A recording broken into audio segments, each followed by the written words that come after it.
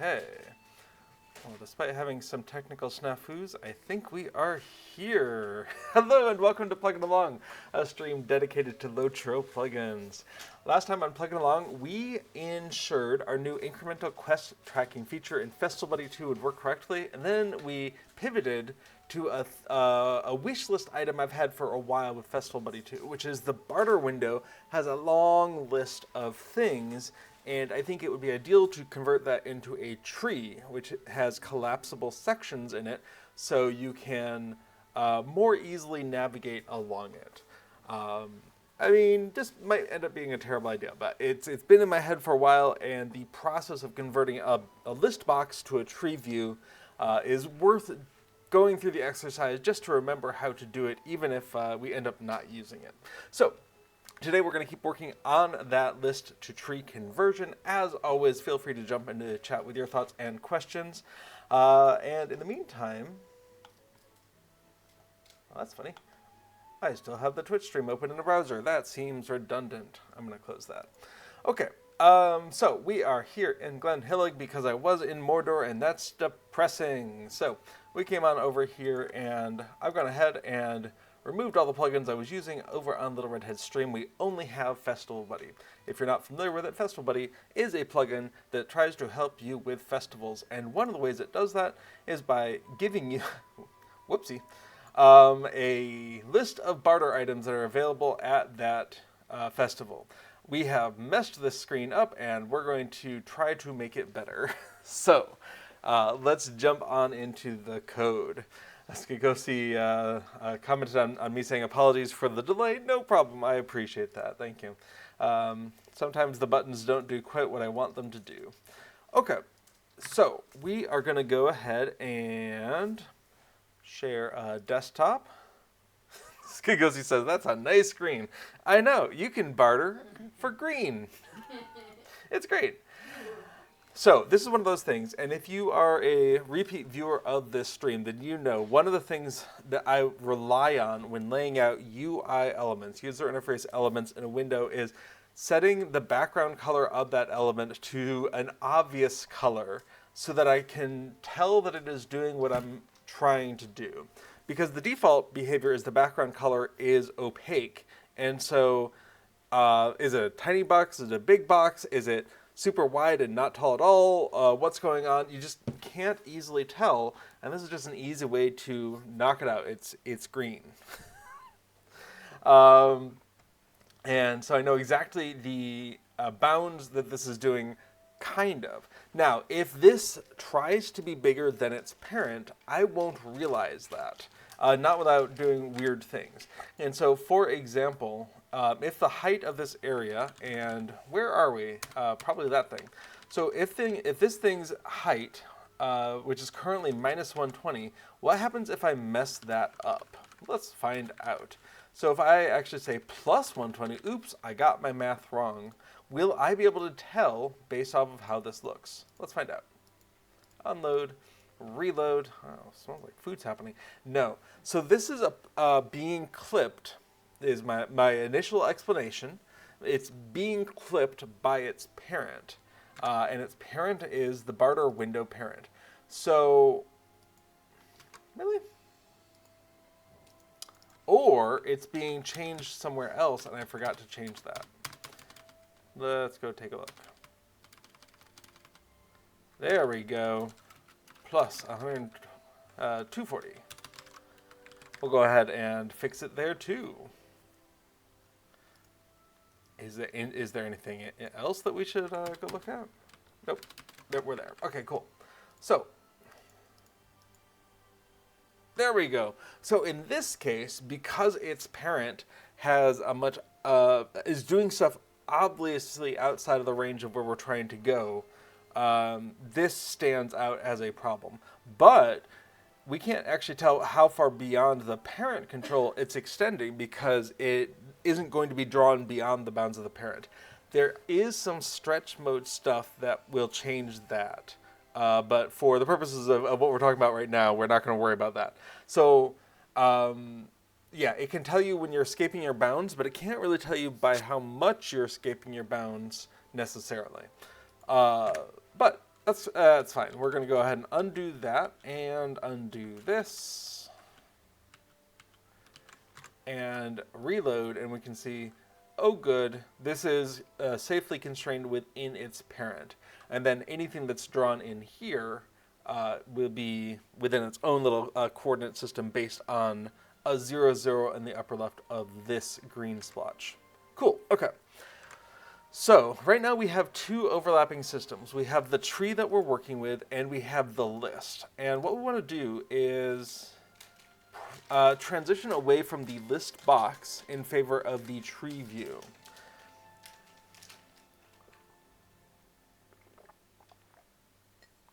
So the first thing that we want to do is tell the cat to not knock over my water. Hey you, what's up? What's up? Don't step on my music either. You need scritches? Okay. Hi. Nope, that's still my water. You know, those are dried peas. I'm confident you don't want those. You don't have the teeth for them, for one thing. Okay. Hi.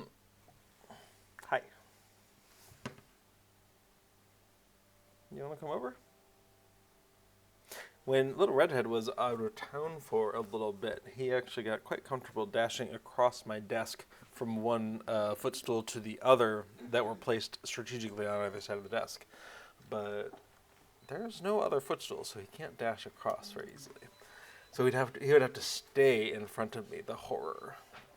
Okay, so we're going to go ahead and undo the set parent here for the tree barter items because I want to see the list box, if it's still in place. Is it not? My goodness, okay. Let's come on into our source control, and we're going to go ahead and stash this one file in work barter window.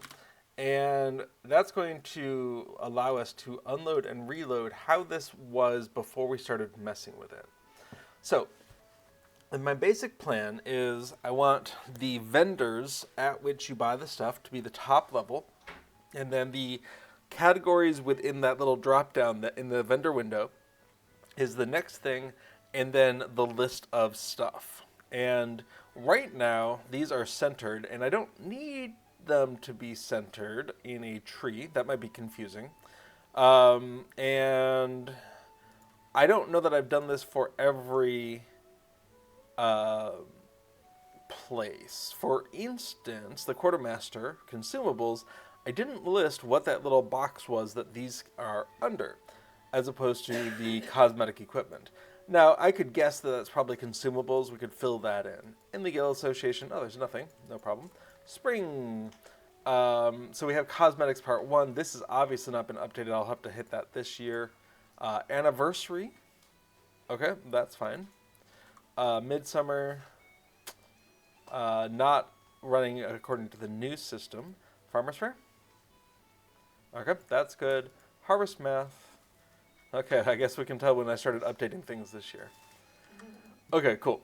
So, I think it would be nice not to assume that you have to have vendor name, category, whatever, but I think that's sort of the general idea that we have.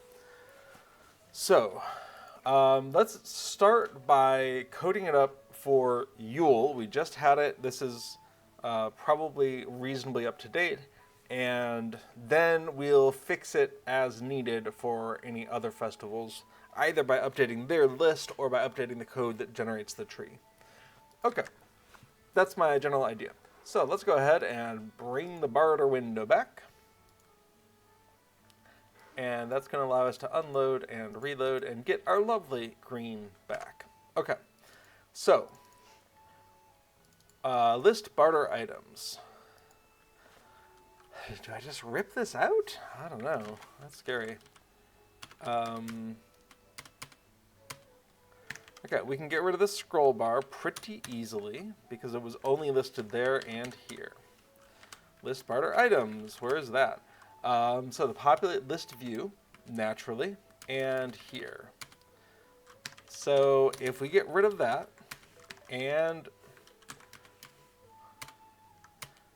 where it is constructed here, and we never call populate list view, if we instead call populate tree view, then we can leave populate list view as a sort of orphaned function, which is referring to variables that do not exist, but is never itself called. Let's take a look at this. So populate tree view, awesome. It's an empty function. So what we want to do is start by adding each barter item as a root node. So we want to ease gently into this new paradigm of a tree view instead.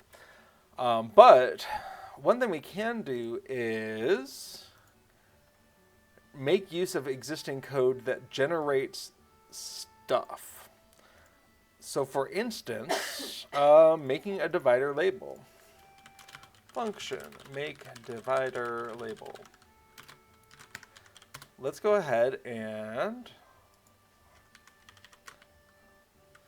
copy this out into its own function. And you know, I feel like I should do that before I break the old one. We should refactor the old one so the basic pieces of functionality are there and we can see it working, and then rip it out. Okay, I've changed my mind. That's why we have source control. We're gonna go ahead and stash this. And this was started ripping out barter ListBox. Okay, just it doesn't exist. Well, it doesn't exist, but. Okay, so coming back in, we can tell that everything works. So let's go ahead and do this. Function make divider label, and this is going to be this here. So divider type, and so parent, we need a parent to do.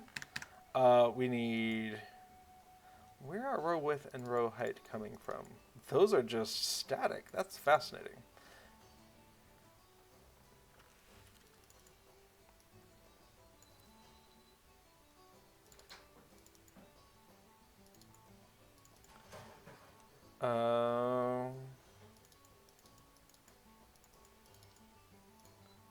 Yeah, interesting. Okay.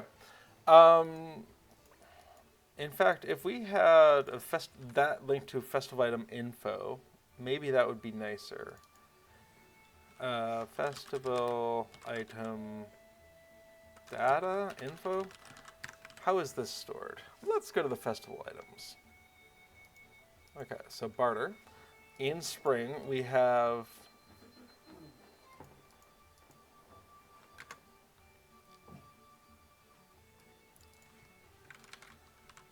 barter item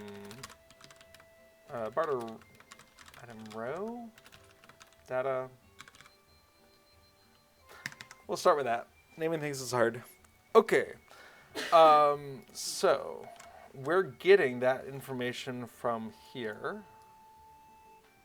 from v1. So local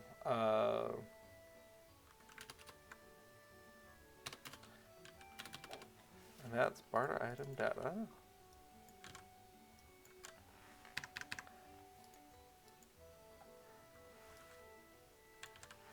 But we can say local divider type equals barter item data 1 if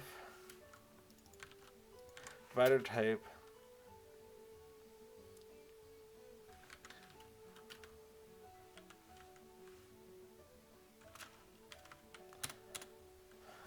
do we want to check to make sure that we have a valid divider type?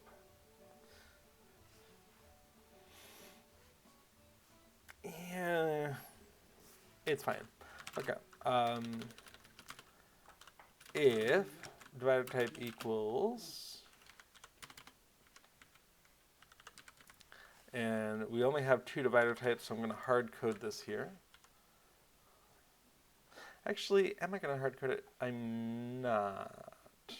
In barter items, I want to go ahead and say divider1 equals, and we'll go ahead and have this here.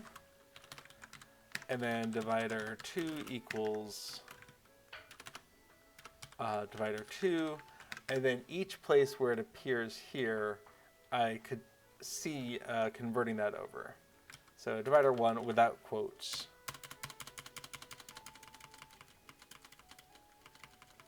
Wow, there's a lot of divider ones. And then undo the last one, of course. And then all those places, divider 2. Let's go ahead and replace it with divider 2. And then we can go ahead and replace all except for this one. Okay. So in here, then we don't have to worry about that ever changing. If divider type equals divider 1 or divider type equals divider 2, then, but let's go ahead and invert this. So if it's not that, return nil. Can't make a divider label if it's not a divider. Now, we shouldn't call the function in that case, but, you know. Otherwise, we're making a divider label. We're checking it twice. Okay, row width and row height. Let's go ahead and pass those as parameters. Row width, row height. And we can use that. Row width, row height, and what else? So we've already checked a divider, this first element, so we're going to go ahead and use that here. We're going to stop quoting divider 1 and divider 2. We'll use the variable instead. Okay, so if the type is 1 and then this. Now, is that the right way to do this? I actually think no. Let's go ahead and make a little table. Divider fonts equals a table. And we're going to say the first one is divider 1, and that's going to equal this font. And then divider 2 is going to equal this font. And I'm doing this in the window instead of in the barter items because what font goes with what dividers feels like a purely GUI kind of thing. And so this feels like the right place to put this, even though the actual definitions for dividers themselves is over in barter items. So I think this is a fine place for it, although I think I'll probably put it at the top of the code window here. Okay, so we're going to go ahead and say if that, then set font to divider fonts of divider type, and set this to divider fonts of divider type. Now we can see the code in both the if and the else if branches is identical, so we no longer need to have a branch at all. We just set the font. Now, oh, that's fun. Is parent going to be row holder? Is that what's up with that? Yeah, okay. So parent, set height, and this is divider height, okay. Local divider height equals v divider height, and that's going to be barter item data dot divider height, or if that is nil, doesn't exist, then we'll just use row height. And then we can go ahead and say we're going to set this and set that. But this is always going to be true. This is always going to be a value. So we no longer need to have an if statement here. We'll just always set the height to the divider height, which will either be overridden or not. And then finally, we're going to set the font style, the text alignment, and the text. That's the last part we're missing, which is get string. Now I don't like these magic numbers here, so we're going to go ahead and say local divider text equals barter image 2. Now, while I am thinking about this,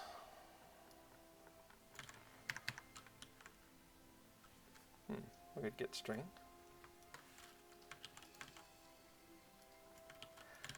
Calling that out as a variable doesn't actually feel like we're accomplishing very much.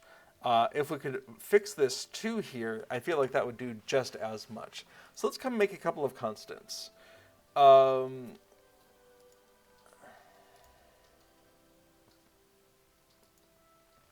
So, constants for what the data of a row means. So we have divider type equals 1, and then divider text equals 2. Otherwise, we have item ID equals 1. We have the purchase tokens equals 2, something like that. Do we see anything else in here? I think there is a 3. Yeah, quantity is 3. Item quantity. Item quantity equals 3. And I already don't like that this doesn't start with item. So item cost table. Or... yeah, sure. So we can envision using that instead of the 1, 2, 3, whatever, not necessarily in the definition of the table, although that sounds great, but definitely in those places that are referencing the content here, we can kind of call out explicitly what we expect. Now, one thing we could do is stop using the same IDs for multiple things, especially ones that we're using these named variables instead of these magic numbers. We could start saying, hey, 1 and 2 are always divider type in text, and item ID starts at 3, and then the cost starts at 4, and the quantity is 5. Something like that. So that you don't have to say, hey, is the thing at 1 an item ID, or does it match this special constant? So that's already on my mind as a thing to do. This file is huge, though. There's 2,000 lines in it, and a lot of it's auto-generated from Excel spreadsheets. So one step at a time. So we're going to go ahead and come on back here and say, hey, the divider type is 1, and the divider text is 2. And we'll be prepared for that later. So in the meantime, barter item data, divider text, we're setting the text for the divider label. That looks great. I don't need a separate variable for that anymore. Okay, so we're setting the font, and we're setting the font style. Feels like we could go ahead and consolidate some stuff down. But I don't really want to change the order of things because I know it works the way it currently is. So we didn't have any syntax errors. So now let's go ahead and try to use this in the actual creation of a divider label. So local divider label equals make divider label. And so we're going to take row holder as the parent. We're going to take v as the barter item data, row width and row height as those variables, and then the rest of this goes away. That can't be true, can it? Well, we never do anything with it. All right, so we don't actually need to save it off. Let's try that. Cool. So the reason we don't need to save it off is, hang on, I feel like we do need to save it off.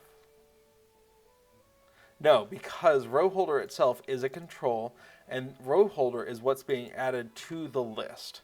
So that's a control that holds this label. And so if we do my favorite thing in the world, which is, oh, that's row back, row holder. So row holder set back color to turbine.ui.color. I don't know, dark blue. Sure. Let's do that. And let's see where this is. And we can see that's not very helpful because they're all the same one. So if we did turbine.ui.color and then we had, oh, what's the code to do a random color? Let's go pull up the TreeView documentation because it actually will create a random color for each row, and that's very useful for this. So TreeView math.random, awesome. All right, so turbine color math.random. So let's go ahead and reload that, and that gives us, we can see the back color for each of these. Now, is the label that we're making, this is here. So if we're coming in divider label, divider label, set back color, turbine.ui.color.dark blue. Okay, we'll try that again. Okay, so we can see the labels are completely coincident with the size of the row. That makes sense because we have the row height and width, and those are changed if needed. And we can see the other rows don't necessarily take up the entire height. Interesting. There might be a little squishing that we could do if we wanted to. Okay. So, row holder, we're going to get rid of that back color. So row holder is getting added, and these things have a set parent that is being called, which means that they'll be drawn as part of the hierarchy of that row holder, and row holder will be drawn because it's part of the list. Awesome. So we don't actually need to save the result. In fact, there is no return happening with divider label. That makes sense. So let's just return here. Make divider label does not return anything. Comment. Makes a label and adds it to the parent if the type divider type is valid. Sure. So parent should be a control. Barter item data should be a table. Row height, that should be a number, and row width and height should be numbers. Yeah, awesome. So set size should take numbers. These are supposed to be numbers. Will be called out if we're passing not numbers. Great. Okay. So, I don't like these all caps variable names, but one thing at a time. So we have extracted out the code that makes a divider label, which means that we can use that same code in the population of a tree. And what we want to do is do that same thing for not label, which was originally all there was here. We want to take all of this out and say, okay, there's a function that creates the item row, and the row is going to go into the row holder, and we'll be able to call that. Lost his bounds. Yeah. Okay. Oh, that reminds me. I keep having reminders of things to do. And the cats need to get their nails trimmed, so gotta call the vet tomorrow. Well, I don't know if they think they need their nails trimmed, but they keep sticking to blankets and carpet and whatnot like Velcro, which seems to cause them some distress when they can't get their paw free. So I'm gonna make an executive decision that we're gonna get their nails trimmed. But they really don't like it being done, so I'd much rather them hate the vet than me. And our vet has been charging a pretty reasonable amount for like 10 or 15 euros or something for the process. So that's well worth it every 3 months. Okay, we have a function for making the divider label. And is It is a label, yes. Yeah, okay. So we want a similar function make item row. Yeah, make barter item row.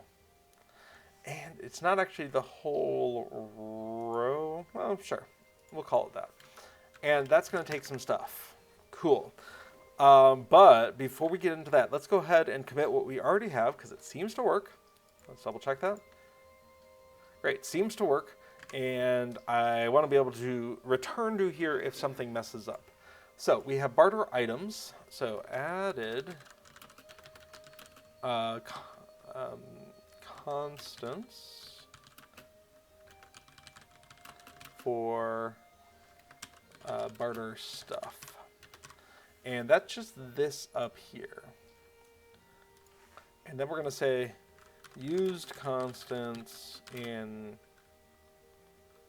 barter, use constants for divider types in barter items. Okay. And that's this. And that's going to be a little annoying to look at in that view. So what I'm going to do is I'm going to open this up into our Beyond Compare. And my goodness, I kind of wish I could get sponsored by them for how much I love them and recommend them. But your mileage may vary on what comparison program you like to use. I'm sure there's a bunch of them out there. I've just been using this for so long. And it does what I needed to do.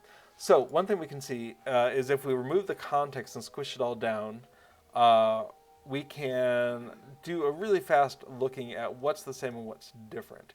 We can see it's only divider rows, and specifically we can see it that quote there. So we could start being fancy by adding rules about what we don't care about, for instance. But I think this is enough to tell me that I didn't have any accidental spillover somewhere else. And that's fine. Especially because I was doing replace alls using the code. I wasn't just copy pasting my own stuff. Cool. Okay. So used the constant type. So we're going to go ahead and commit that. And then we only have the barter window. So refactored code that makes a divider label. And that is, we're going to go ahead and include the font table as part of that.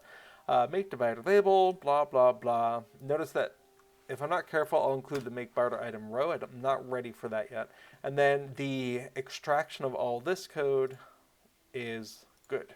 So now our barter window only has this. And in fact, if I were to go ahead and just delete that, come on in. We only have the changes we were expecting. We load this. Awesome. Looks good. And then we come back in, function, make barter item row, end. Okay.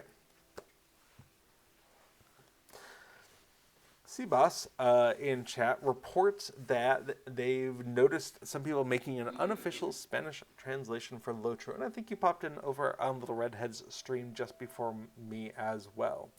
Yeah, this is a neat thing. I don't speak on behalf of SSG. I have no authority to bless it or anything. But I think it's really neat because one of the big problems of getting a localized translation for a game as sprawling and as large as Lord of the Rings Online is that there's just so much text to do. And when you can divide that up amongst potentially hundreds of volunteers who are fluent in that language, many hands make light work, or whatever your localized version of that statement is.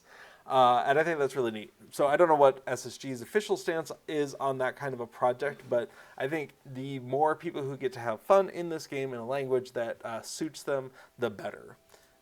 So I think that's really cool. A lot of plugins will only support the 3 official languages of English, French, or German, or possibly sometimes also Russian, depending on context and whatnot. The Redhead says, can you speak to what sorts of help/process would need to happen for plugins to have Spanish support? Yeah, absolutely. So there are tricks that plugins can play to try to figure out what language they are. So first of all, there is a function that you can, as a plugin, you can go to the game and say, hey, what is the client language? My understanding, though, is the client language is spoofed out on the unofficial Russian client to come back as if it were English, which is a fine default. But what it means is that a plugin, if it's trying to support Russian, has to look somewhere else for is it actually English or is it fake English and it's really Russian? And maybe that's a solution that a translator in another language like Spanish would also have to make. So the next thing that plugins that try to support Russian do was they'll check chat commands. Chat commands? They'll check something else that comes back with obvious Cyrillic characters or not. And if there's Cyrillic characters in there, then cool, we know that we're doing the unofficial Russian, otherwise it's English. Let me think. There is Russian support in Deed Tracker. Therefore, I think Deed Tracker should be able to give me a little sample of this. So let me go into main for Deed Tracker. And let's see. Russian. Then it must be in somewhere else. How about globals? There we go. So, okay. So what they do is they look at the first trained skill that your character has. And because the Russian client localizes all of the trained skills, then they're certainly going to use Cyrillic characters in all of your characters' trained skills. And so they go to the first one in that list and they say, are any of the characters in there, is the first character in there, is it a Cyrillic character? And if so, we're going to assume we are in Russian. Otherwise, we're going to assume we're in English. So this is a functionality that someone else had that I thought, okay, that'll work really well for this. Thunder says, Barbudo says, greeting from Spain. I'm loving LOTRO. It's so chill. Also, I'm doing all the content in one area specific. Awesome. Yeah, I like to focus on an area as well as can be. And sometimes there'll be reasons to deviate from that, but just finish all of West Gondor and then all of Central Gondor and then all of Eastern Gondor makes a lot of sense. I think it's a great way. Thunder says, LOTRO is so good, it should be supported in every language. If only SSG had the resources to do that. I think it was really interesting of them at the time to come out with official support for multiple languages. And for such a text-heavy game, I think that decision has definitely had its pros and cons for them. I don't know how much it costs them to do it, but it definitely opens up a market for people who aren't comfortable in English but are comfortable in German and French, and that's a lot of people. Spanish would be an obvious choice. If they had the bandwidth for it. So it's neat that there's an unofficial version out there. So yeah, this is a pretty safe way to determine if the language is Russian because all of the character skills should be localized. The problem is Spain uses a pretty overlapping language with English, so this kind of trick wouldn't work. So first of all, plugin authors and this unofficial Spanish support would need to get together and figure out how do we know that it is Spanish. And once they know that, they can automatically detect it.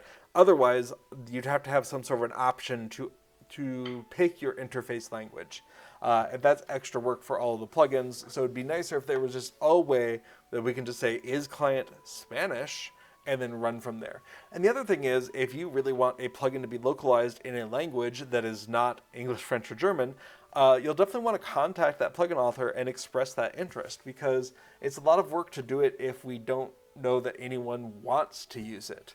I was able to do it for Deed Tracker partially because there were people who were interested and partially because 99% of the stuff was being done automatically for me by other people, and so I didn't have to do a lot of work to support Russian.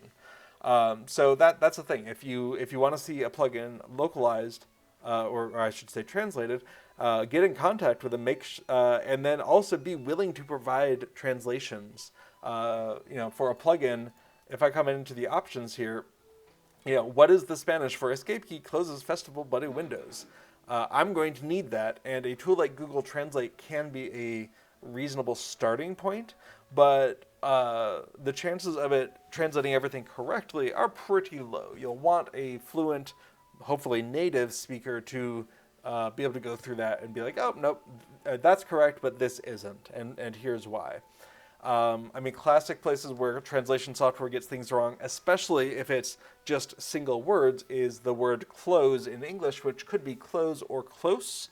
And Google will just flip a coin based off of where it has seen that word being used as a verb or as a noun, and pick one. And so if you have a button that says close, 50-50, you'll get a button translated that says close instead, which, you know, it's not really Google Translate or whatever tool you prefer. It's not really their fault.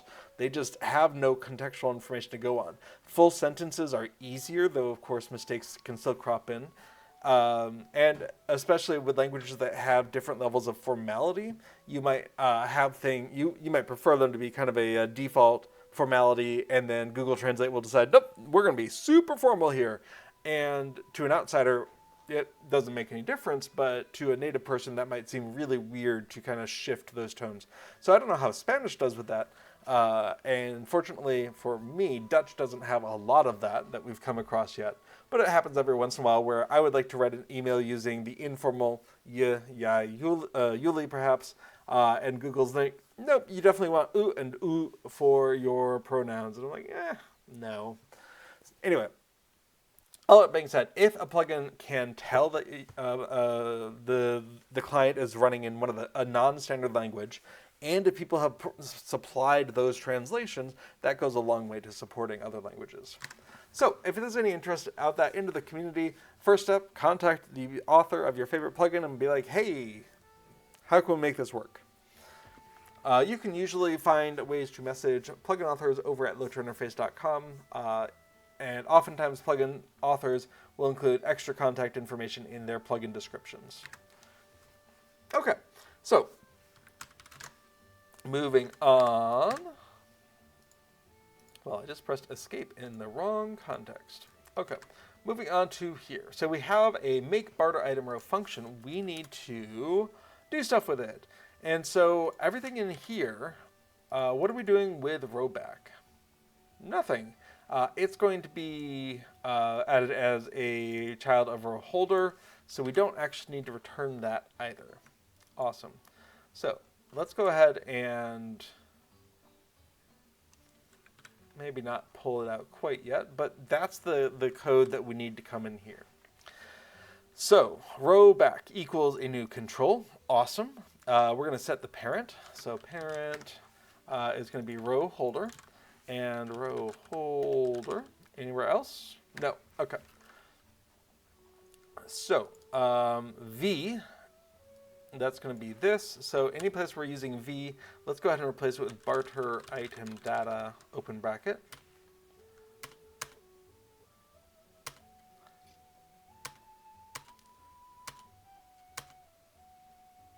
And we're into the next section.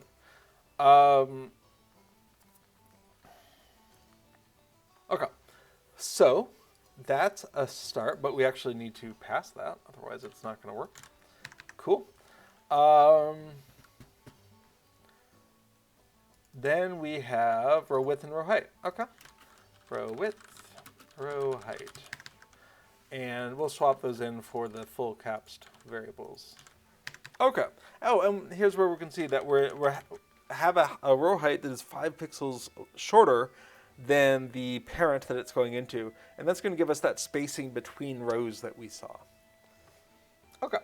What else do we have? We're setting a background, we're setting a blend mode. I really do like to use the enum where possible. Oops, not that. Do we have a blend mode enumeration? Turbine blend mode. Let's give that a shot.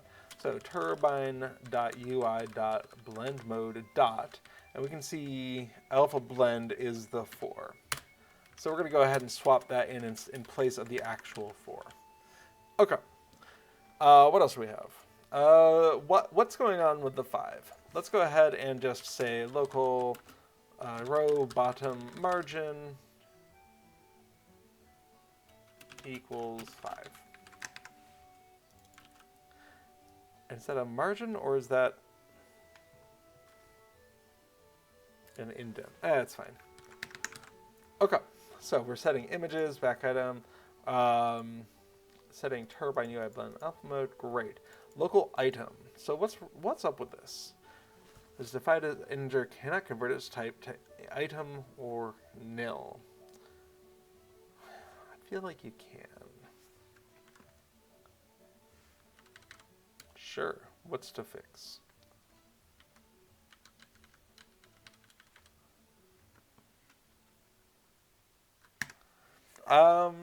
Sure. What's this? Extensions. This is Visual Studio Code, Lua extension, annotate variable type.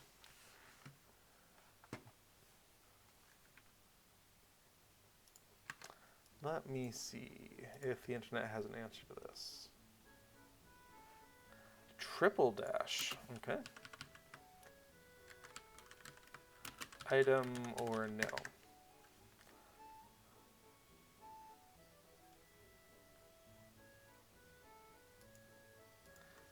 Okay, well, if we define that as nil instead, because we're definitely going to get something, what does that look like?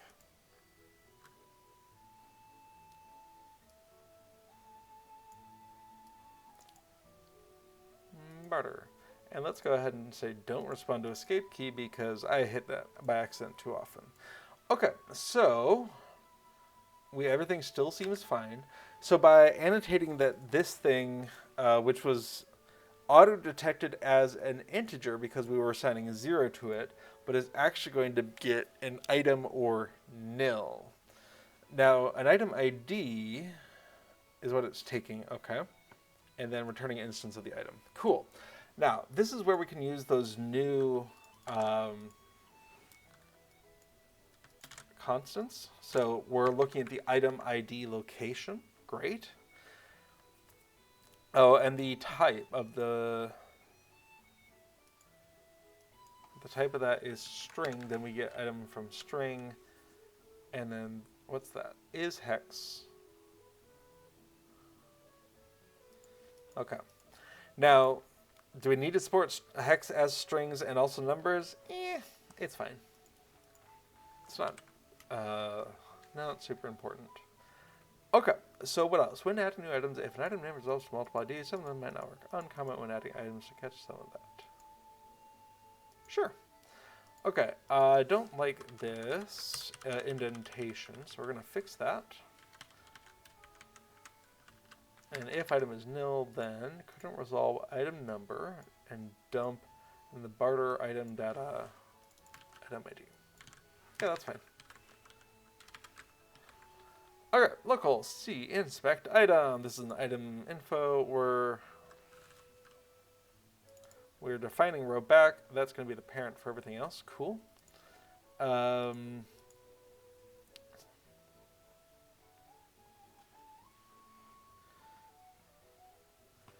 That's an item info. Get item info. Okay, what's wrong with this? Needs a nil check. Fair enough.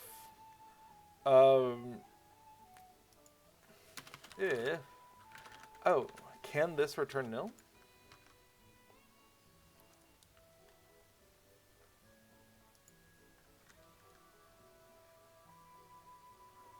Return item. Okay.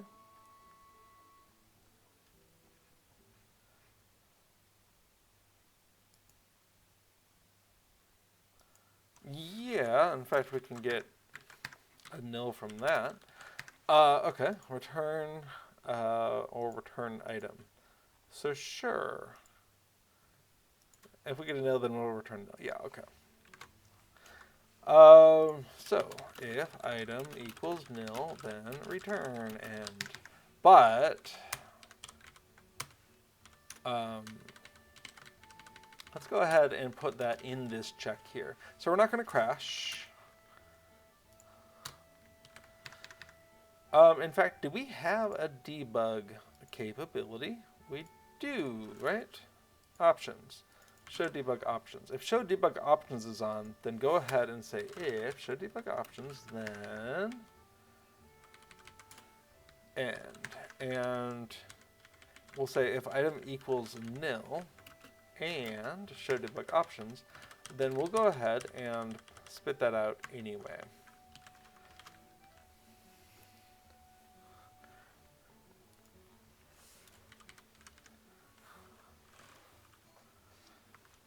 Pay attention to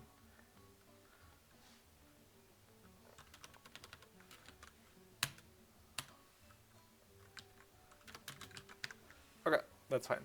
So we're going to get that all the time as when we're developing instead of just never getting it correctly. Cool. And then we're going to bail. And then actually we should do the item check first, because if we're not going to have a valid item, then there's no point in making this control.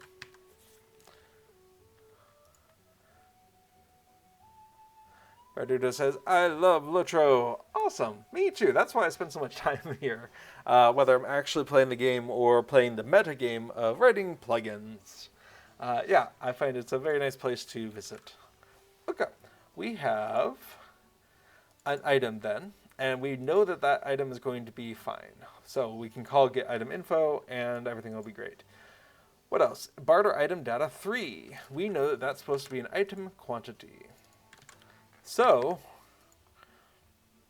we can actually just say if that, we don't even have to say is not equal to null, then we can go ahead and set the quantity. And notice how much easier it is to read why we're doing this. Set item aspect, set quantity equal to the item quantity. So much nicer than just 3. Next, we're going to go ahead and look at the name of it, and we're onto here. Okay. We're setting the parent. Great. We're setting the size. We don't have that row width. We need this one. In fact, let's come on in here, and we're looking for that and this. That was row width, and let's do the same for row height.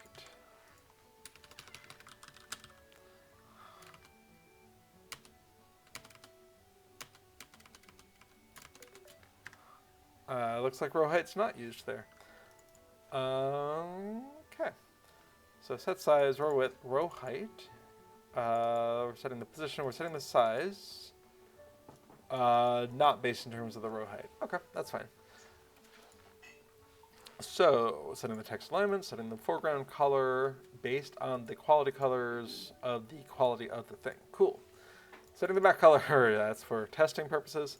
Setting the item, the font and the text. Great, all of that looks great, and that's going to give us a localized version of it based on the client language. Okay, then the tokens needed. This is the section over here that can have one or more tokens. We can see an example of the more tokens for the Snowbeast boots and the horned Snowbeast cloak, which do take that golden festival token. Great. So this is going to be a list box, as it turns out. We have a size. You know what? Let's go ahead and see that background color.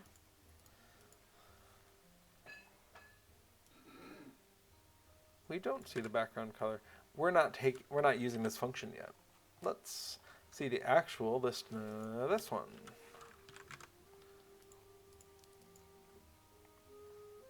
Yeah. So we can see that they provided space for about 3 of them, and let's go to spring, for instance. And here's why, because the curious novelties that take your primroses, violets, and marigolds need 3 total different things, including the difficult to acquire steed of the jester. So it's about wide enough for 3 things. Let's comment that. 110 is wide enough for 3 tokens needed for some spring barter items.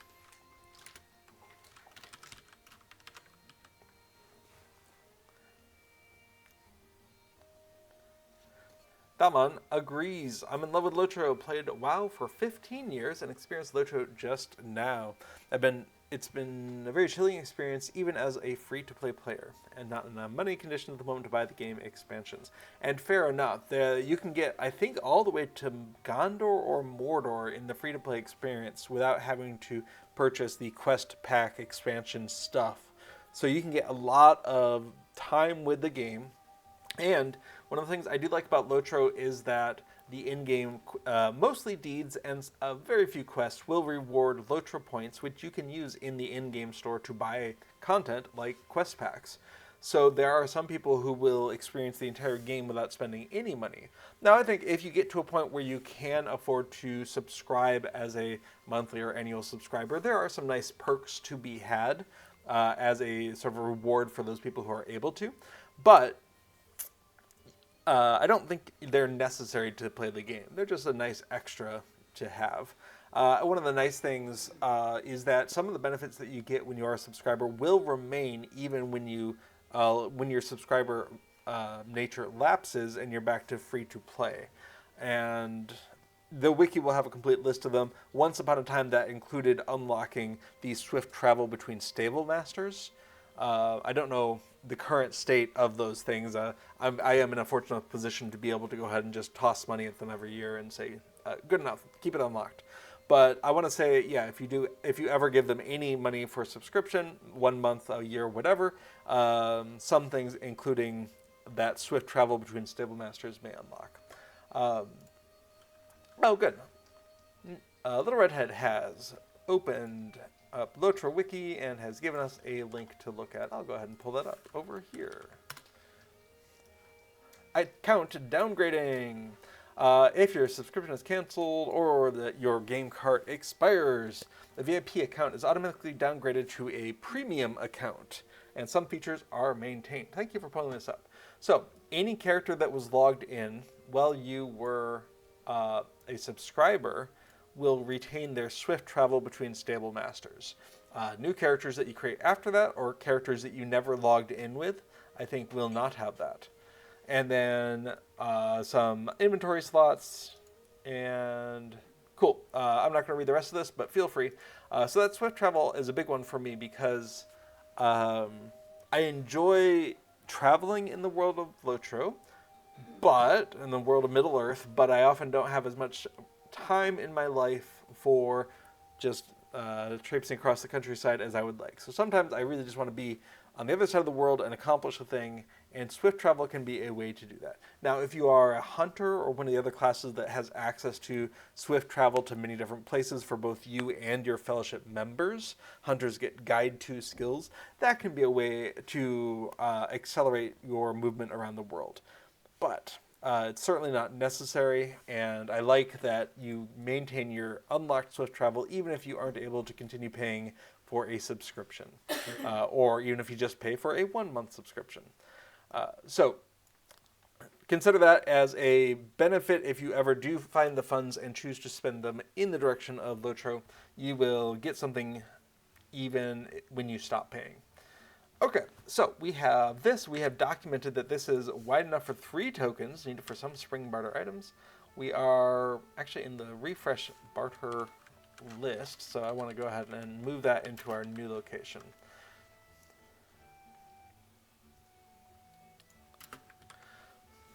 Thubman says there's only one thing that that's not cool at the moment. I love dwarves, playing as Runekeeper, healer, dwarf, but worried because your goat's not the default mount. You want a horse in a quest for mount. I don't know the history of this, but when LOTRO first came out, there may not have been many goat mounts, but when the Moria expansion came out, they made the decision that horses don't like going in caves, which I think is a pretty reasonable thing. So if you are inside of Moria, to use a mount, you have to use a goat. So even if there aren't a lot of goats available to you, and I think there are a few if you go talk to the dwarves of Erudlund that you might be able to get before Moria, you'll definitely want to acquire a goat and use it full time once you are in Moria. And you can first do that at level 45, though it'll be friendlier if you're closer to 50 before you go in. So, let's see. LOTRO. Thorns Hall Reputation. I'm going to pull open the wikis page on Thorns Hall Reputation and come on down to what can you buy for rewards. And actually, I'm just going to search for goat.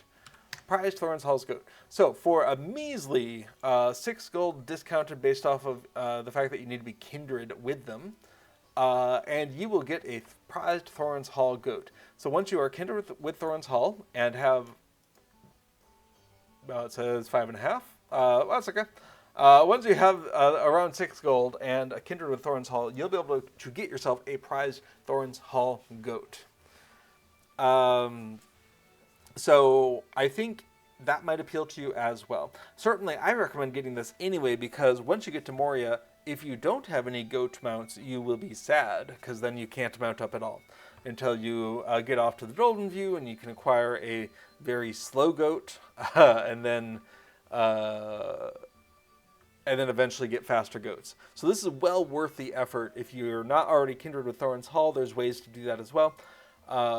And that'll get you your mount that is a goat. So good luck, Thalmon, on getting a goat for your dwarf. I totally get it. I like having variety, so my hobbit has goats and also ponies. And sometimes I like being on a goat. Mostly, I've got a Tidebreaker steed that I really like because I'm often in a group, and I find it convenient that the members of my group can see which direction I just ran off in. And this leaves footprints. So that just serves my purpose as a, I guess, nominal group leader on our Saturday play, is that when I run in a direction, they can at least follow the footprints to figure out what I just did, if I wasn't vocal enough. So I'll link that in chat there, just so you can see the Prize Thorns Hall goat later on. But that's what's up. Good luck. Okay, so now, where did 110 come from? Now, this is 36 times 3 plus 2. Is that a reasonable way of doing this? Oh, no, the actual icon is 32. Okay, so 32 times 3, that's 96. So, local icon width equals 32. And we could also do icon height if we wanted to, but at the moment, so we know that it's 110. So there's 14 pixels to account for. Where did they go? Let's find out by taking a little snip of this. And I'm going to go ahead and just edit this in Paint. There's a little button there. And come on in and zoom in. So what's going on here? Oof. I want selection. So we can see that is 3 pixels there. 4 pixels in between. And 3 pixels there. Okay. Top is 3 pixels. Bottom is 1 pixel. I don't know if I like that. Okay, so we have a size. So we know the local icon left margin equals 3. Local icon right margin equals 3. Local icon inner margin equals 2. But it's 2 for each one. Now, we could just simplify this and say it's 2 all the way around, and we have an extra 1 on the ends. So, local icon margin equals 2. Local icon icon row left margin equals 1. And is that true? Was this... My connection to the server was just lost. Oh. Somebody else is having that. Well, that's exciting. Well, we probably didn't need that. Okay. So, coming on into the screenshot that we cleverly took before we lost connection to the game, we can see we have 3 up there and 2 down here. And so, or 1 down there. So I think I'm going to simplify that and say icon margin left right margin equals 1. And so what we can do here is we can say that the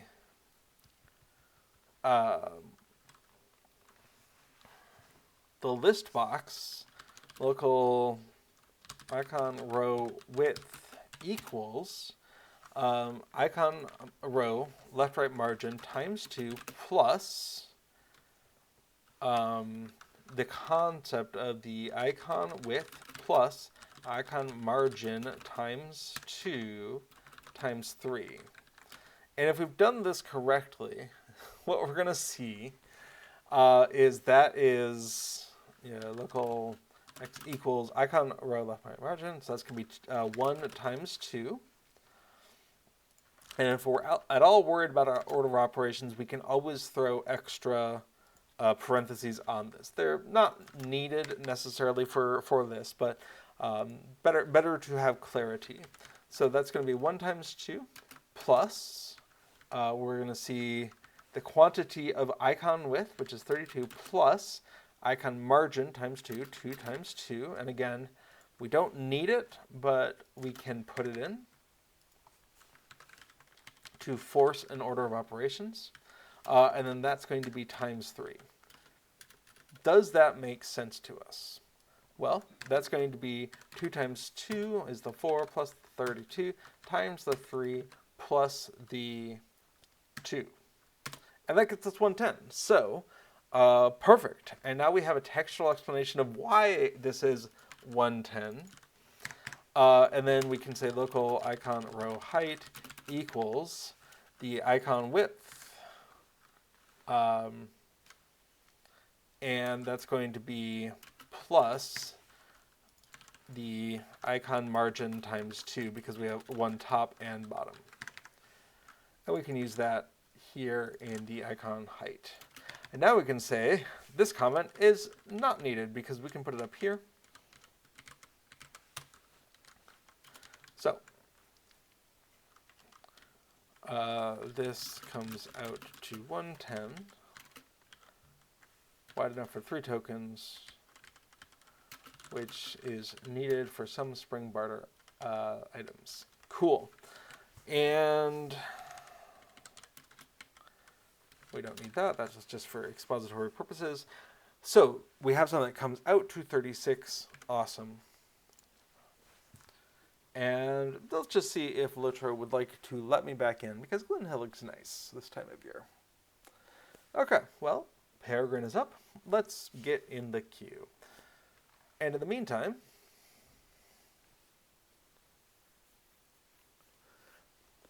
Sauron's left eyebrow says, hey, I was playing 2 hours ago. Now I can't get past installing prerequisites and the forums appear to be down. Is it just me? Well, as we saw, I was just able to log into the game, but about 2 minutes ago, I was disconnected from the game. And I've heard over my shoulder that this might be affecting other people outside of me. So I would say it's probably not just you. Whenever my client, my launcher, gets stuck at the installing prerequisites, that's a good sign that it's trying to talk to the LOTRO servers and can't get an answer. And so it can't move beyond that. And I've seen that a lot on patch days where the servers are explicitly down, and so it can't get that far. So Spectra in chat says same there as well.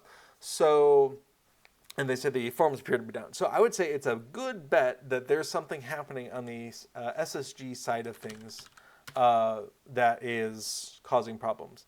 So I didn't actually pay attention on the launcher, but let's open up the launcher here. And do we have any notices? No, I don't see any notices there. And then on the official LOTRO Discord server, let's go look for... I'm not seeing any service news at the moment. So whatever's happening seems to be a pretty recent thing. But rest assured, they pay attention to these kinds of outages, especially when people are reporting them. If you can't get to the forums and do want to bring it up, the LOTRO Discord server is almost certainly independent of whether the forums can be accessed and might be a good place to go as well. But hey, I'm back in the game, and my audio settings are probably wrong. So let's come on into options, and audio.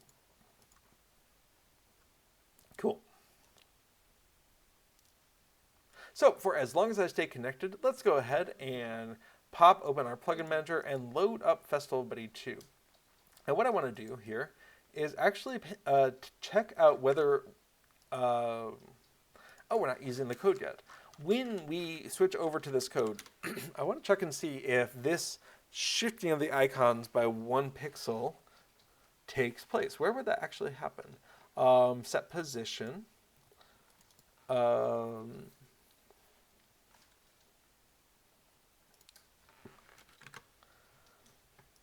List is in the ListBox. I don't know. This is a that. Set position 1, 1. Okay. So I think 0 will be correct for that, and I think 0 might be correct for that, but we're gonna come back to that. Okay. Cool. So we have a list of tokens needed.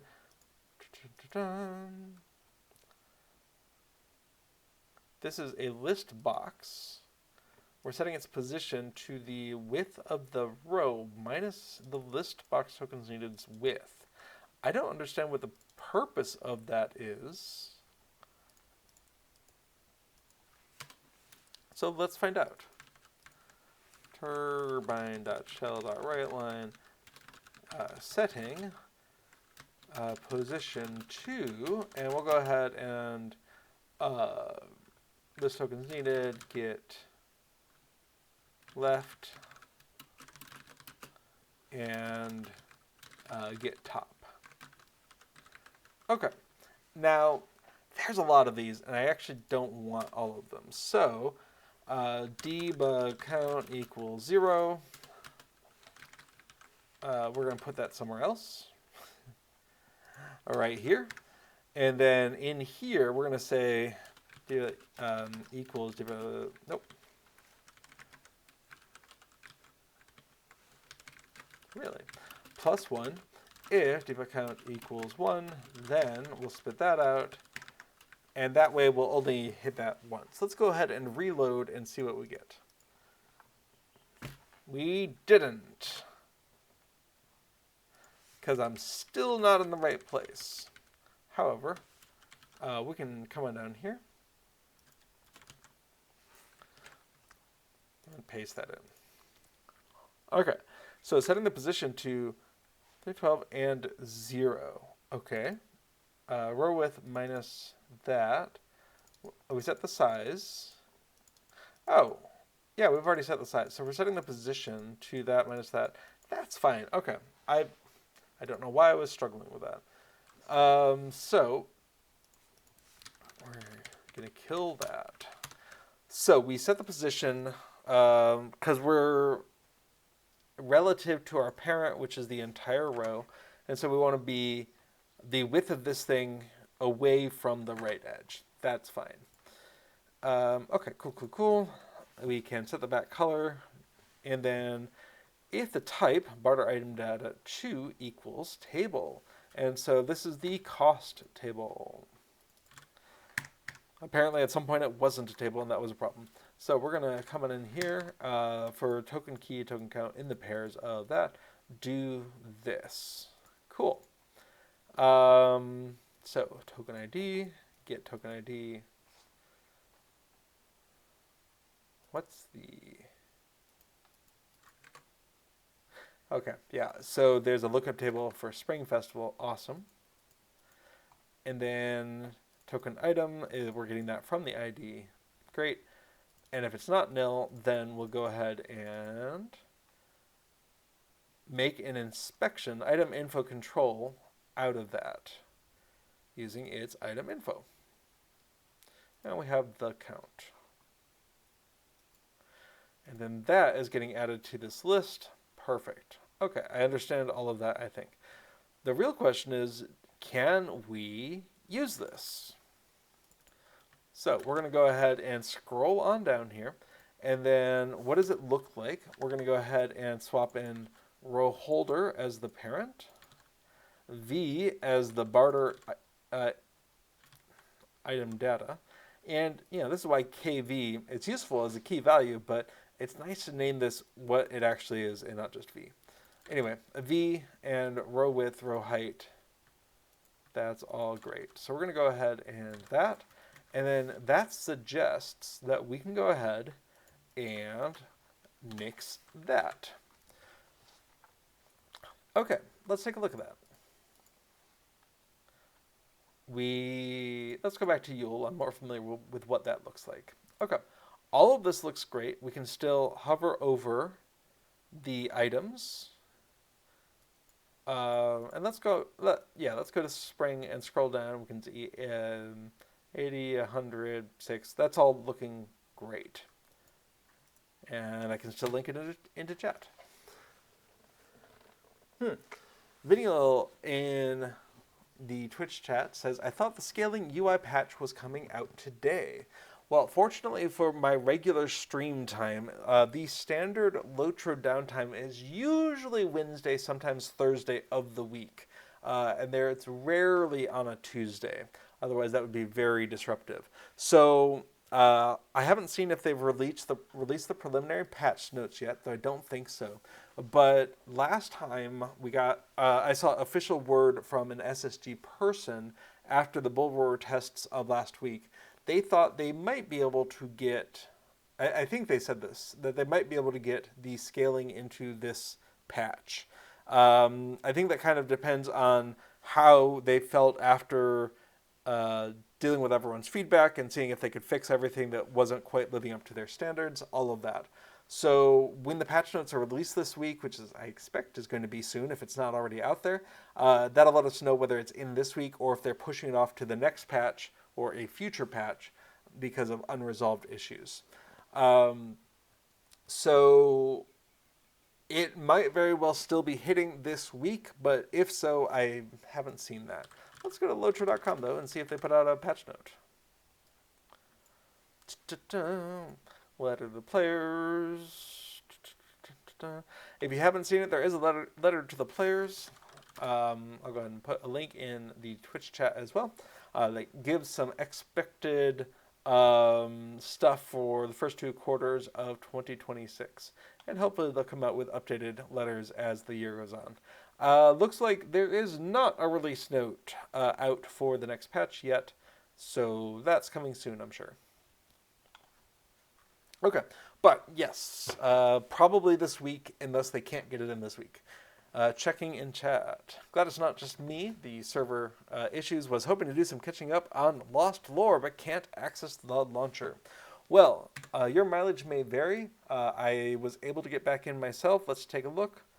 I am able to get through the launcher process to the point of server selection. So if you are unable to do that, maybe just give it a couple minutes and try again. Okay, Sauron's left eyebrow in chat says there is some chatter on the Discord with others having the same problem, but no official news yet. Okay, awesome. Thanks for checking.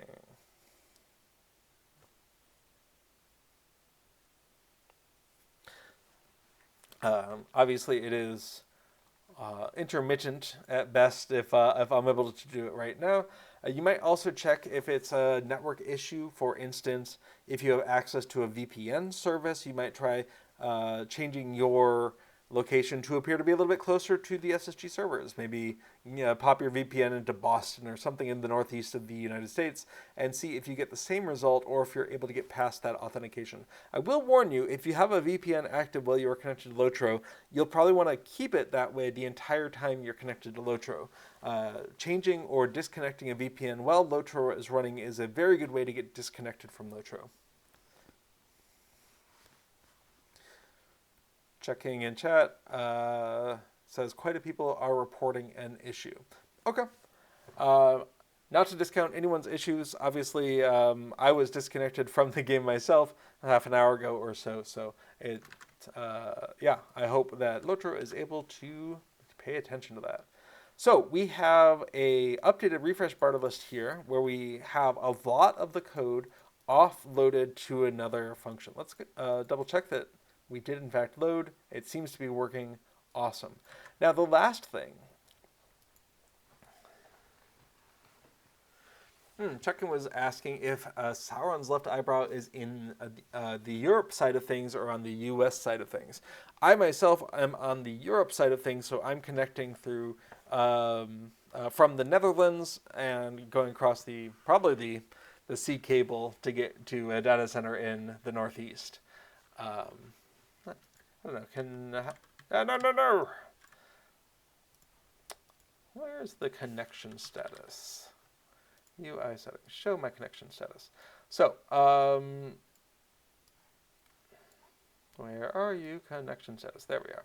So my ping, my latency is currently showing is 160, which is pretty high feeling. Oh no, I'm comparing it over to one of the EU servers. I'm currently on Peregrine, which is a US-based server. 160 milliseconds.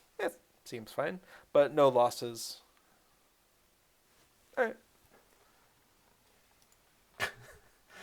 Sauron says, yes, EU, the forums are also down. Gotta log in just now. Okay. Well, I'll be happy that I'm currently logged in.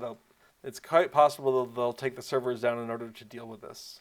Sometimes they have to do that in order to make a fix, and oftentimes they don't. Okay, so we have a list. We're clearing the items. We're getting the festival items here. We're making sure we update our loaded festival. I don't know why. Oh yeah, because if we've already loaded it, we don't want to do it again. Awesome.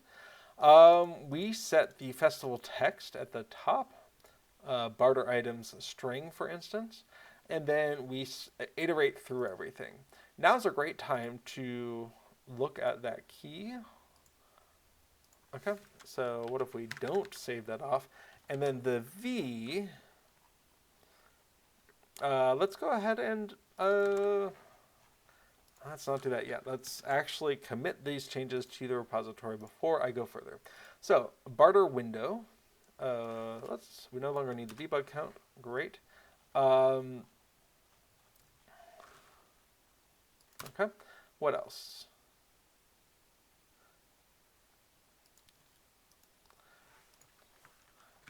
Explicitly returned nil from function. So we're going to go ahead and save that off. The barter window, we're going to do that. So this was refactor code that makes an item row. And we're going to be happy with that. Cool. Now we've saved that off. Now we can go ahead and move on. Okay. It looks like Sauron's left eyebrow and checking got into the game. Awesome. Fingers crossed you're able to stay in the game. Okay. So this is where we are right now. I want to go ahead and just not save off that, and I want to rename this V to something more useful. So barter item data. Sure. So barter item data, barter item data, barter item data, that, and that. Cool. So we have here, we're looking for divider type. So divider type is that, or divider type is that. Then call this, otherwise don't do that. Cool. Let's save off some variable renames after we test to make sure they still work. Everything looks good? Okay. Renamed some variables. That's all of that. And then what else do we have? Oh yeah, I was curious. Let's go ahead and put that red row for the list of tokens back. And I wanted to double check how that looks. So we're going to pull up our screen snipper here and just grab some of that and hit the edit in paint button. And then we're going to see that, well, that's funny.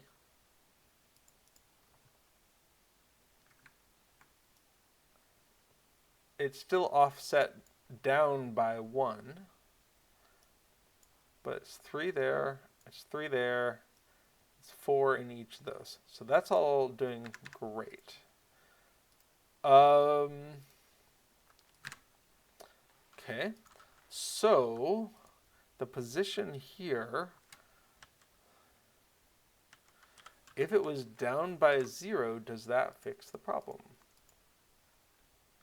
Well, I say problem. Does that fix the centering?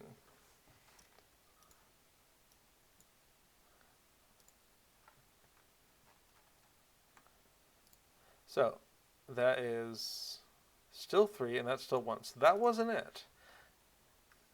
Well, fair enough. I didn't spend a lot of time thinking about it. Okay, so that's the token inspect. And that's getting added to rowback. Okay, so list tokens, that's adding it.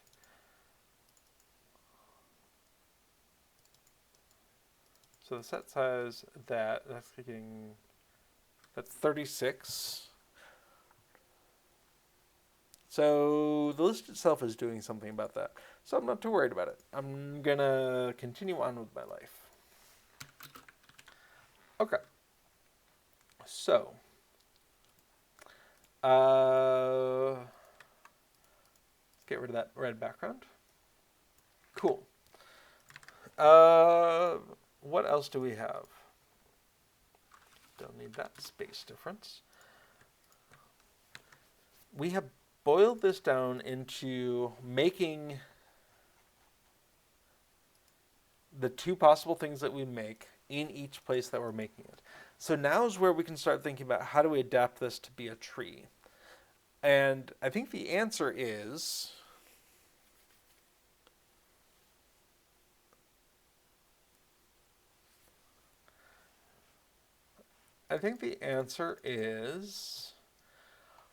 can we write out into the console something like what we're talking about? Let's go ahead and local indent equals 0. So if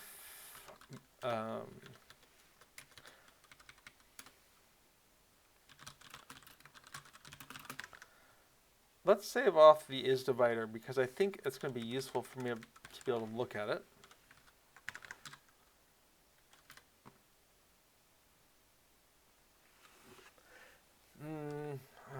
The logic just gets annoying. Hang on. I think I don't care about doing that right now. Okay, we have the basics of refreshing, which is clearing and then populating. Why is row width and row height local to here?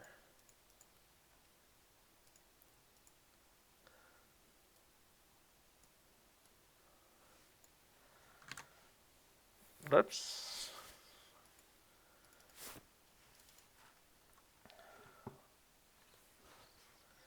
not worry about it, but that's strange. I am going to go ahead and fix the spelling of them though. Row width and row height. And row holder, where is that defined?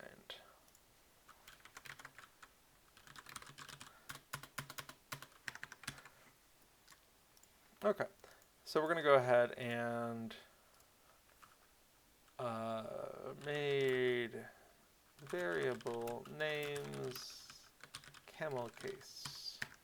Camel case is a little ambiguous because some people will look at camel case and think an initial capital letter, but the convention for Lua is that local variables don't start with a capital letter. So I think that's enough for my purposes.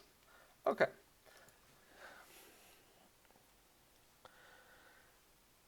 So we clear the items. If we're opening it up and it wasn't the current festival that was loaded.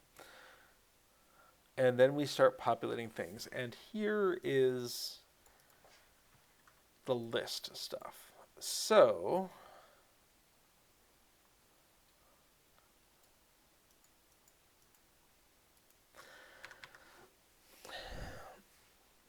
let's go ahead and do a few more renames here because they do a lot of, there's a thing called Hungarian notation that kind of splits into two types where you use the notation to call out the type of the variable, in this case a list, or you use it to call out the semantics of the variable. That is, it is a collection of the barter items. And I'm not a big fan of the kind that calls out the type, because most of our modern tools, if I'm looking at this list barter item and I'm wondering what it is, I can see it's a list box. Cool. I don't have to encode that it is a list or LST in the variable name. And I'm going to go ahead and just call that barter items here. Actually, is it reasonable for it to be global? I'm not a big fan of it being global. It is used here in this function, and it's used there and a couple other places. In the draw, in the refresh. So if this were local, this, I can also rename that to barter items. I don't have to worry about conflicting with something in the global namespace. But we do want to remember to say wbarter when parent dot barter items equals this. And that's going to give us access to it later. So, coming on in here, list barter items, if we replace that with this, then that probably is still fine. Let's take a look. Well, everything still works. That's promising. Okay. So, now it's going to complain because we're taking an ordinary LOTRO window and adding stuff to it. I can't be bothered to worry about that too much right now, but it is a reasonable concern for maintainability, because anyone looking at this will see a LOTRO window and not understand why I'm setting this other field on it or what this other field means. And so deriving a class from LOTRO window and then having these things as explicitly part of that type makes a lot of sense in more complicated systems. Not going to worry about that right now, though.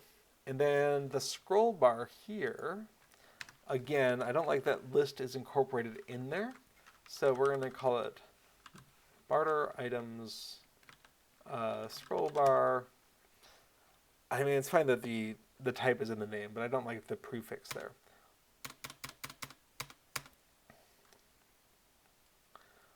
And then the problem is, how do we get access to this? And so if we say that barter items dot scroll bar equals this thing, I mean, we're already calling set vertical scroll bar. Can we call get barter items get vertical scroll bar? We can. So let's check that out. So if we search for this thing and we say this thing's get vertical scroll bar, and we call set height on that, then it all should work, maybe. Let's find out. Okay, so we have that scroll bar, and yes, when we change the window height, we're changing its height as well. Cool. Okay. So, coming back to .barter items. Cool. So in this case, local that should have been done already, but let's double check. Awesome. So that's 2 fewer global variables, including the global namespace, and things are still working. So that's nice. Let's go ahead and commit our changes before we go any further. And it's going to be changed a few global variables to be local variables. Great. And we can double check in a side-by-side comparison that we have an extra saving off here. And other than that, everything is more or less the same. Cool. Oh, time is getting away from me. I think we are coming up close to the when I want to be done streaming, because I have a few other things to do tonight, like have dinner. So now's a great time to get any last minute questions, comments, concerns into the chat so we have a chance to look at it before the end of the stream. And I'm going to see if I can get one or two more things done here. Obviously, we're not going to be done converting the list into a tree yet, but we're in a really good place to tackle that next time, because then we'll just need to tackle the logic of, are we making a divider node or a list node, which is done, but where is it going in the hierarchy? And so we'll focus that next time. In the meantime, how are we using barter items?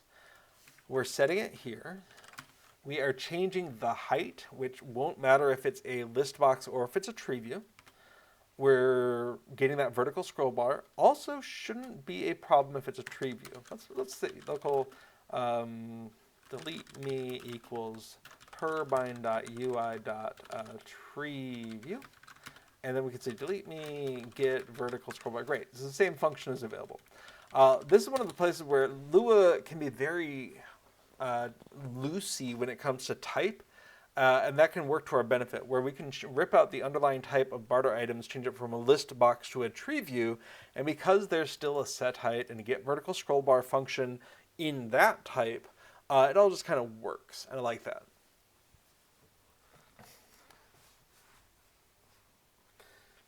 Well,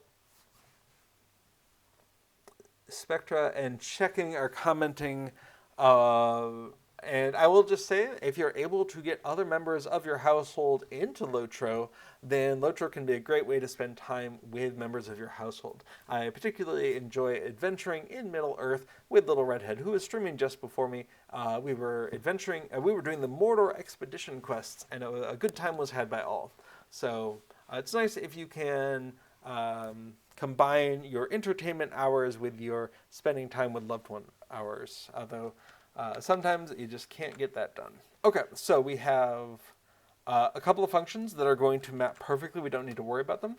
Clear items. This is going to need to change almost certainly, because the way we deal with TreeView is going to be get nodes, I think, and on the tree node list, there is a clear method. So that's going to have to change. But we're in the refresh barter list, and so all of this logic will be changing. Adding items, setting selected index, all of that changes. But that's the only place that we're going to change. So once we change the type of it, how we populate it changes, and then everything maybe just works. So that's what I'm going to go ahead and do, is say to do next stream. Change the type of barter items from ListBox to TreeView. Update the refresh barter list. Update refresh barter list logic to make a tree instead of a list. Step 1, just add all rows at the root level, which should make an identical view, which should look identical. Step 2, put basic hierarchy logic to put stuff under a divider until we find the next divider.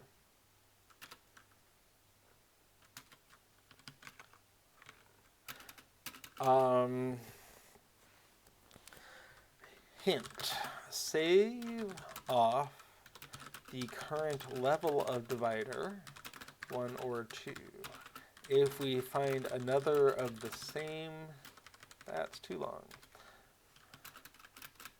If we find another of the same level that we're on, make a new node at our level, then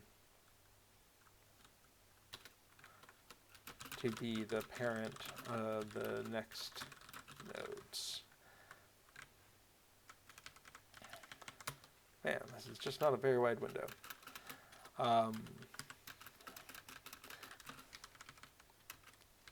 If we find 1 and we're 2, go up a level. If we find a 2 and we're 1, go down a level.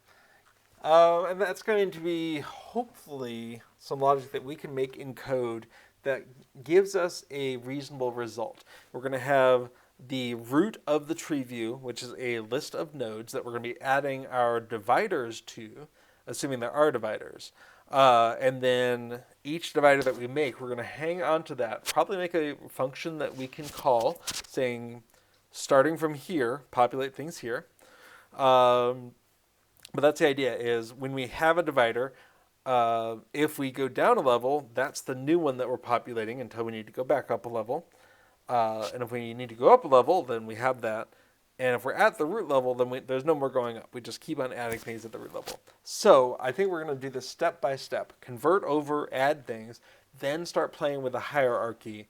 But doing the hierarchies is tricky if you can't guarantee that a 1 is always followed by a 2, which is always followed by a non-empty list of entries. And then when you're done with that, you either go back to a 2 or a 1. Yeah. So we'll make sure that it works for all of the festivals by visually inspecting them, but then we'll be able to benefit by having source control where we can take snapshots of the list or go look at the list in source code and make sure that everything does appear to be showing up, and we can collapse sections as we would expect.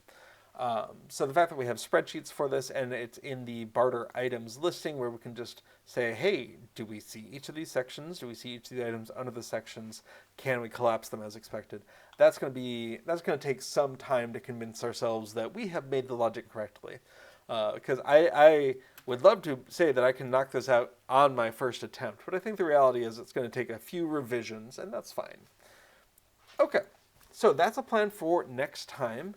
And if we go into our source control, we can see to do next stream. Great. So that will sit there until, I think, next week, unless I'm missing something. That is going to be February. I'm not ready to be 1 month through this year, but it is what it is. Okay. Looks like I am caught up on chat. Oh, Little Redhead says, yes, it is awesome when our interests overlap. I agree. Okay. So, that being said, that is everything we are going to cover today. Thank you so much for joining me on this exploration of LOTRO plugins. I hope to see you here next week. And until then, keep plugging along. All right. Bye-bye now.